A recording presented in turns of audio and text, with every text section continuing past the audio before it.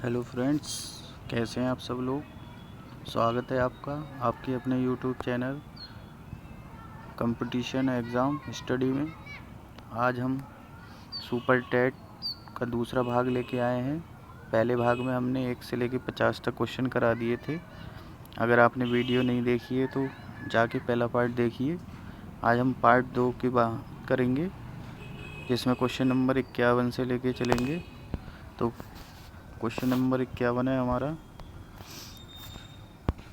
शुरू करते हैं। क्वेश्चन नंबर 51, 50 तक का हमने पहली वीडियो में कर लिया था। निम्नलिखित में से कौन सा कथन शिक्षण के संदर्भ में सही नहीं है। तो हमारा राइट आंसर हो जाएगा ऑप्शन नंबर 4, शिक्षण केवल कक्षा तक सीमित रहने वाली प्रक्रिया है। ये हमारा सही नहीं है। अब चलते हैं क्वेश्चन नंबर 52, प्राथमिक विद्यालयों में मिड डे मील कार्यक्रम करने का मुख्य कारण है। तो 52 नंबर का ऑप्शन होगा ऑप्शन नंबर 3, यानी कि नामांकन संख्या बढ़ाना। ठीक है, अगले चलते हैं क्वेश्चन नंबर 53 पे। 53 हैगा हमारा, उद्दीपन अनुक्रिया सिद्धांत का प्रतिपादन किसने किया था। तो ये किया था हमारा थॉर्नडाइक ने। तो हमारा 53 का राइट आंसर हो जाएगा 2। अब चलते हैं नेक्स्ट क्वेश्चन पे, क्वेश्चन नंबर 54 पे। क्वेश्चन नंबर 54 है, पढ़ने और लिखने की अक्षमता क्या कहलाती है। तो पढ़ने और लिखने की अक्षमता डिस्लेक्सिया कहलाती है। चलते हैं नेक्स्ट क्वेश्चन पे, क्वेश्चन नंबर 48 पे। क्वेश्चन नंबर 55 पे चलते हैं। क्वेश्चन नंबर 55 है हमारा, किसने कहा कि नवचार एक ऐसा विचार है जिसमें व्यक्ति नवीनता का अनुभव करता है। तो ये कहा था हमारा E.M. रोजर्स ने, यानी कि ऑप्शन नंबर 2। चलते हैं 56 क्वेश्चन पे। भारतीय शिक्षा के इतिहास में सर्वप्रथम किस समिति ने अपव्यय व अवरोधन पर विचार किया। तो ये किया था हर्टर समिति ने, यानी कि ऑप्शन नंबर 1। अगला चलते हैं, शून्य परम शून्य स्थिति होती है, यानी कि परम शून्य स्थिति कैसी होती है। तो ऑप्शन नंबर 4 हमारा, आनुपातिक स्केल में परम शून्य स्थिति होती है। चलते हैं अगले क्वेश्चन पे, क्वेश्चन नंबर 58 में, पाठ प्रस्तावना कौशल का प्रमुख संगठक है। तो क्या है हमारा, तो इसका राइट आंसर हो जाएगा ऑप्शन नंबर ए, पूर्व ज्ञान। अब चलते हैं नेक्स्ट क्वेश्चन पे, क्वेश्चन नंबर 59 पे। तो क्वेश्चन नंबर 59 है हमारा, NCERT द्वारा राष्ट्रीय पाठ्यक्रम की रूपरेखा कब प्रस्तुत की गई। तो ये प्रस्तुत की गई थी 2005 में। अगला प्रश्न है, शैक्षिक प्रशासन उपयुक्त विद्यार्थियों को उपयुक्त शिक्षकों द्वारा समुचित शिक्षा प्राप्त करने योग्य बनाता है, जिससे वे अधिक से साधनों का प्रयोग करके अपने शिक्षण से सर्वोत्तम को प्राप्त करने में समर्थ हो सकें। यह परिभाषा किसने दी। तो हमारा 60 का राइट आंसर हो जाएगा ऑप्शन नंबर 3, वेलफेयर ग्राम द्वारा ये परिभाषा दी गई। अब चलते हैं क्वेश्चन नंबर 61 पे। क्वेश्चन नंबर 61 है हमारा, भारतीय पुनर्वास परिषद की स्थापना किस उद्देश्य के लिए हुई। तो ये हुई थी हमारी ऑप्शन नंबर 3, दिव्यांगजन की शिक्षा के लिए। चलते हैं नेक्स्ट क्वेश्चन नंबर 62 पर। 62 हमारा क्वेश्चन कह रहा है, विकासात्मक दशा का नियम सम्मिलित करता है। तो क्या करता है, तो ये करता है ऑप्शन 1 और 2 दोनों, यानी कि मस्तकाधुमी नियम और निकट से दूर का नियम। अब चलते हैं क्वेश्चन नंबर 63 पे। मार्गरेट मिडे के अनुसार व्यक्तित्व भिन्नताओं के लिए सर्वाधिक महत्वपूर्ण कारक है। तो सर्वाधिक महत्वपूर्ण कारक कौन सा है, तो ये है हमारा सांस्कृतिक कारक। चलते हैं ऑप्शन अगला प्रश्न नंबर 64 पे। तो प्रश्न नंबर 64 है, ब्रेल लिपि के जनक कौन हैं। तो ब्रेल लिपि के जनक है हमारे लुई ब्रेल।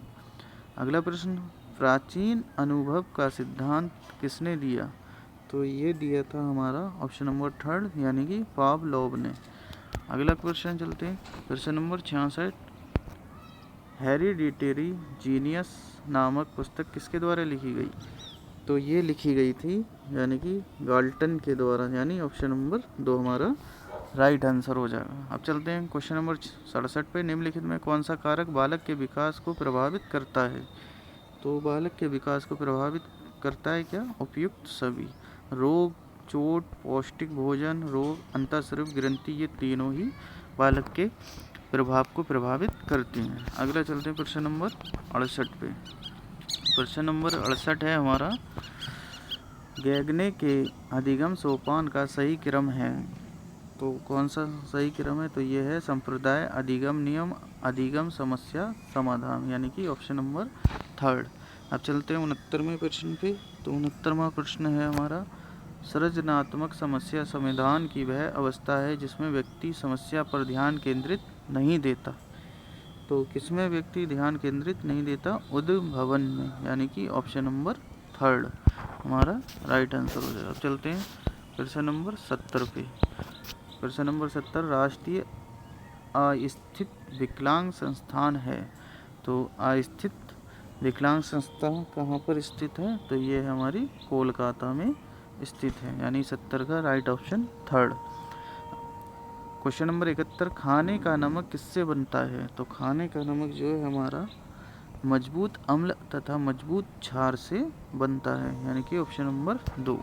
चलते हैं नेक्स्ट क्वेश्चन पे। क्वेश्चन नंबर 72, यदि किसी पिंड की गतिज ऊर्जा अपने प्रारंभिक मान से 4 गुनी हो जाए तब नया संवेग होगा। तो नया संवेग क्या होगा? यह प्रारंभिक मान का 2 गुना हो जाएगा, यानी कि ऑप्शन नंबर 3 हमारा राइट आंसर हो जाएगा। क्वेश्चन नंबर 73, ध्वनि तरंगों की प्रवृत्ति होती है। तो ध्वनि तरंगों की प्रवृत्ति कैसी होती है? तो हमारे 73 का राइट आंसर हो जाएगा अनुदैर्घ्य, यानी कि ऑप्शन नंबर 2।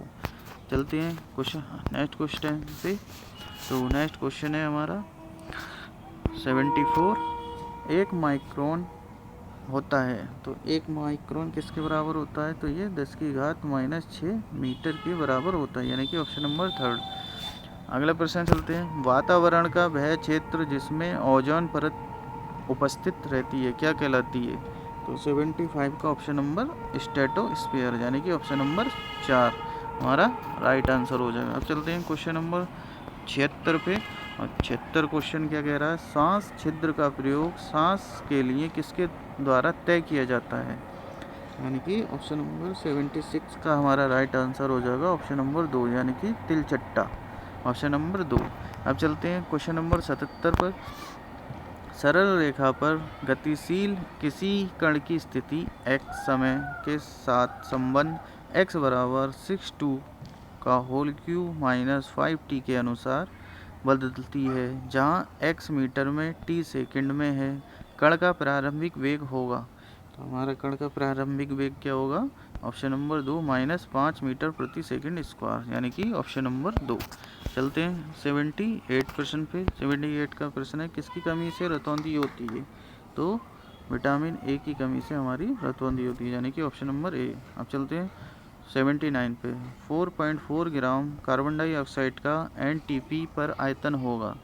तो एनटीपी पर इसका आयतन होगा 2.24 लीटर, यानी कि ऑप्शन नंबर 2। अब चलते हैं क्वेश्चन नंबर 80 पर। इनमें सबसे कमज़ोर ऋण बल कौन सा है? यानी कि सबसे कमज़ोर बल कौन सा है? तो हमारा राइट आंसर हो जाएगा सबसे कमज़ोर बल है ऑप्शन नंबर ए, यानी कि गुरुत्वाकर्षण बल। नेक्स्ट प्रश्न पे चलते हैं। प्रश्न नंबर 81, जो कि बी के किस मान के लिए आस्मिक B square plus 8b 9b plus 14 सत्य है? तो ऑप्शन है हमारे 1 2 3 4 में से 81 का आंसर होगा ऑप्शन नंबर 2, यानी कि b से बड़ा 5, b से छोटा -4। अब चलते हैं क्वेश्चन नंबर 82 पे। क्वेश्चन नंबर 82 है, सलग्राम चित्र में यदि AB प्लस AC बराबर 5AD है तथा AC माइनस AD बराबर 8 है तो आयतन ABCD का क्षेत्रफल क्या होगा? तो क्वेश्चन नंबर 82 का हमारा राइट आंसर हो जाएगा 60 वर्ग इकाई। अब चलते हैं नेक्स्ट क्वेश्चन पे। क्वेश्चन नंबर 83 पे। यदि दो शंकुओं की ऊंचाई में अनुपात 1:4 है और उसके व्यास का अनुपात 4.5 है, तब उसके आयतनों में क्या अनुपात होगा? तो 83 का हमारा राइट आंसर हो जाएगा 4:25, यानी कि ऑप्शन नंबर ए। अगले क्वेश्चन पे चलते हैं। अगला क्वेश्चन है प्रथम 9 प्राकृतिक अभाज्य संख्याओं का योग होगा। तो प्राथमिक संख्या का योग होगा 9 सही 1/9, यानी कि ऑप्शन नंबर 4 हमारा राइट आंसर हो जाएगा। अब चलते हैं क्वेश्चन नंबर 85 पे। 85 है, यदि रूट 2916 बराबर 54 है, तब root 29.16 plus root 0.2916 plus root 0.002916 भाग अंडर रूट 0.002916 का मान क्या होगा? तो 85 नंबर का ऑप्शन नंबर हमारा ए राइट हो जाएगा, यानी कि 5.9994 हमारा राइट आंसर होगा। अब चलते हैं अगला क्वेश्चन। तीन संख्या का योग 98 है, यदि पहली संख्या दूसरी संख्या के अनुपात 2:3 है, दूसरी और तीसरी के बीच का अनुपात 5:8 है, तब दूसरी संख्या ज्ञात कीजिए। तो दूसरी संख्या हमारी ऑप्शन नंबर 3 यानी कि 30 हो जाएगी, तो हमारा राइट आंसर हो जाएगा। अब चलते हैं अगला क्वेश्चन पे। क्वेश्चन नंबर 87 हमारा क्वेश्चन कहता है, यदि आर त्रिज्या के वृत्त के अंतर्गत एक समष्टभुज विनिर्मित हो तो उसका परिमाप क्या होगा? तो 87 का हमारा राइट आंसर हो जाएगा 6R, यानी कि 6R त्रिज्या है, ऑप्शन नंबर ए। चलते हैं अगले प्रश्न पे, प्रश्न नंबर 88 पे। तो प्रश्न नंबर 88 है हमारा, किसी त्रिभुज के अंतः केंद्रों को सुनिश्चित किया जाता है। तो किसके द्वारा सुनिश्चित किया जाता है? तो ये किया जाता है ऑप्शन नंबर 2, यानी कि कोणों के अर्धकों के द्वारा सुनिश्चित किया जाता है। अब चलते हैं 89 क्वेश्चन पे। अंडर रूट 101 का क्यू का मान है, अंडर रूट 1001 के क्यू का मान है, तो ये क्यू का मान क्या होगा? ऑप्शन नंबर 3, यानी कि ये हो जाएगा हमारा राइट आंसर। अब चलते हैं क्वेश्चन नंबर 90 पे। यदि किसी संख्या का 20% 120 है तो उसी संख्या का 120 होगा, तो हमारा 90 का राइट आंसर हो जाएगा 720, यानी कि ऑप्शन नंबर 4। अब चलते हैं क्वेश्चन नंबर 91 पे। क्वेश्चन नंबर 91 कह रहा है, निम्नलिखित में सबसे छोटी भिन्न कौन सी है? हमारी ये भिन्न दी गई है, इनमें से कौन सी सबसे छोटी है? तो ऑप्शन नंबर 4 हमारी सबसे छोटी भिन्न हो जाएगी।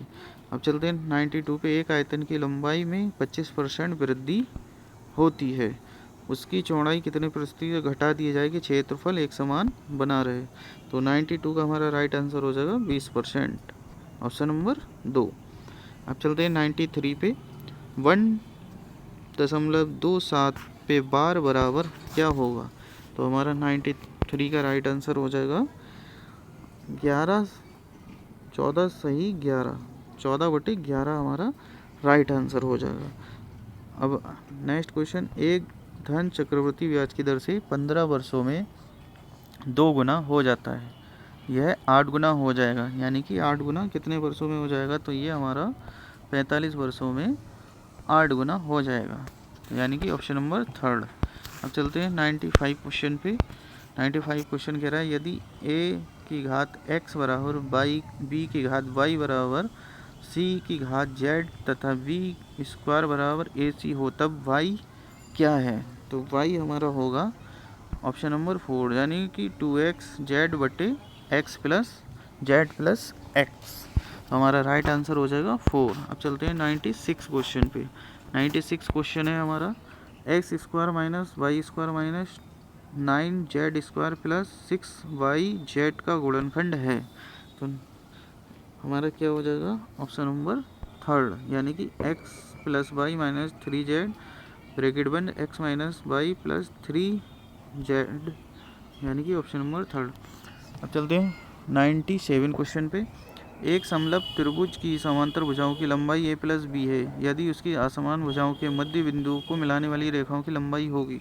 तो 97 का ऑप्शन सही a प्लस b बटे 2 हमारा राइट आंसर हो जाएगा। अब चलते हैं अगले क्वेश्चन पे, क्वेश्चन नंबर 98 पे। यदि किसी कक्षा के 6 छात्रों की आयु वर्षों में निम्नलिखित है, तो ये हमारे 6 छात्रों की आयु है, तो इसकी मध्य पूछिए। तो 98 का हमारा ऑप्शन हो जाएगा ऑप्शन नंबर 2, यानी कि 15। अब चलते हैं 99 क्वेश्चन पे। यदि केंद्रीय प्रवृत्ति की तीनों मापों में अनुभाविक संबंध पूछा है, यानी कि केंद्र विप्रवृत्ति की तीनों मापों का आपस में संबंध होता है। तो ये हो जाएगा हमारा 3 माध्यिका बराबर बहुलक प्लस 2 माध्य, ऑप्शन नंबर 2। चलते हैं नेक्स्ट क्वेश्चन पे, क्वेश्चन नंबर 100 पे। तो यदि किसी व्यक्ति को विक्रय मूल्य पर 20% की हानि होती है तो क्रय मूल्य पर प्रतिशत हानि क्या होगी? तो हमारे 100 का राइट आंसर हो जाएगा 50 सही 50/3% हानि होगी। तो आई होप दोस्तों आपको वीडियो पसंद आई होगी। अगर पसंद आई है तो वीडियो को ज़्यादा से ज़्यादा शेयर करें, लाइक करें, चैनल को सब्सक्राइब करें। नेक्स्ट पार्ट अगले वीडियो में, जिसमें हम 150% तक बात करेंगे 100 से लेके। तब तक के लिए जय Hind, Vande Mataram, good luck, good bye.